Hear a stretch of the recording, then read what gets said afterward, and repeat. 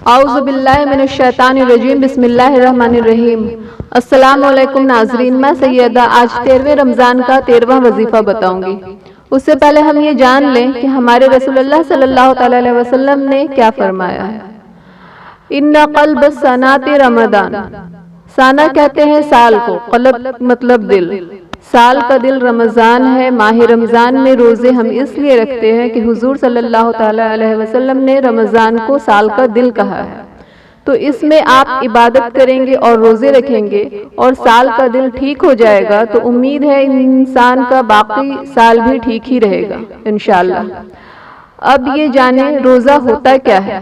صرف کھانا پینا یا بیوی کے پاس نہ جانا صرف یہ روزہ نہیں ہے، اس کے علاوہ بھی روزہ آگے چلتا ہے۔ ہم پر اثرات کیوں نہیں طاری ہوتے روزے کے؟ وہ اس لیے نہیں ہوتے، ہم صرف ڈائٹنگ کو روزہ سمجھ رہے ہیں۔ حضور صلی اللہ علیہ وسلم نے فرمایا، یہ بخاری شریف میں بھی ہے، مَن لَّمْ يَدَعْ قَوْلَ الزُّورِ وَعَمَلَ بِهِ فَلَيْسَ لِلَّهِ حَاجَةٌ فِي أَن يَدَعَ طَعَامَهُ وَشَرَابَهُ۔ اگر کوئی جھوٹ کے اعمال کو نہیں چھوڑ رہا ہے، پھر اللہ کو کوئی حاجت نہیں، چاہے تم کھانا پینا چھوڑ دو، اس کو اس کا کوئی فائدہ نہیں۔ ہمیں ہر چیز سے رکنا ہے، جھوٹ بولنے سے رکنا ہے، برا بولنے سے رکنا ہے، برا سننے سے رکنا ہے، برا دیکھنے سے رکنا ہے، ان ساری چیزوں سے ہمیں رکنا ہے۔ ایک بات اور جان لیں، ہم سب سے پہلے نماز فرض ہوئی، اس کے بعد زکوٰۃ فرض ہوئی، اس کے بعد روزے فرض ہوئے۔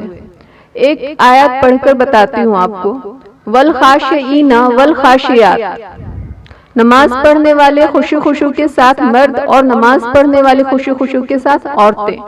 کچھ لوگ کہتے ہیں عورتوں کا مرتبہ کم ہے اسلام میں، مجھے یہ بتائیں کیسے کم ہے؟ قرآن میں جہاں مرد کا ذکر ہے وہاں عورت کا بھی ذکر ہے۔ والخاشعین والخاشعات، نماز پڑھنے والے مرد اور نماز پڑھنے والی عورتیں۔ ہاں کچھ چیزوں کے لیے ہدایت ہے عورتوں کو۔ چلیے اب روزے کے فائدے بتاتی چلوں۔ روزہ کا جسمانی فوائد بھی ہے۔ ہمارے نبی صلی اللہ علیہ وسلم نے فرمایا، لِكُلِّ شَيْءٍ زَكَاةٌ وَزَكَاةُ الْجَسَدِ الصَّوْمُ، ہر شے کی زکوٰۃ ہوتی ہے۔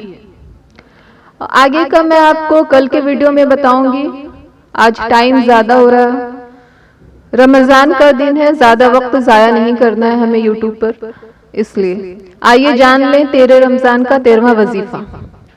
فجر نماز کے بعد 3 بار آیت الکرسی پڑھیں، ظہر کی نماز کے بعد 41 بار یہ پڑھیں، یا آمنت باللہ ورسولہ۔ عصر کی نماز کے بعد 33 بار یا غفور یا رحیم پڑھیں۔ مغرب کی نماز کے بعد 7 بار یہ پڑھیں، اللہم اکفناہ بما شئت۔ عشاء کی نماز کے بعد 3 بار یہ پڑھیں، اللہم انی اعوذ بک من اعمال الشیطان وشیاطین الاحلام فانہا لا تکون شیئا۔ ویڈیو پسند آیا ہو تو لائک کریں اور اپنے دوست احباب کو شیئر کریں۔ ہمارے چینل پر نئے ہیں تو سبسکرائب کریں اور بیل آئیکن پر آل کلک کریں۔ اور ویڈیو کیسا لگا کمنٹ باکس میں ضرور بتائیں۔ ناظرین کل میں پھر آؤں گی انشاءاللہ 14 رمضان کا 14واں وظیفہ لے کر۔ جزاک اللہ خیر، السلام علیکم۔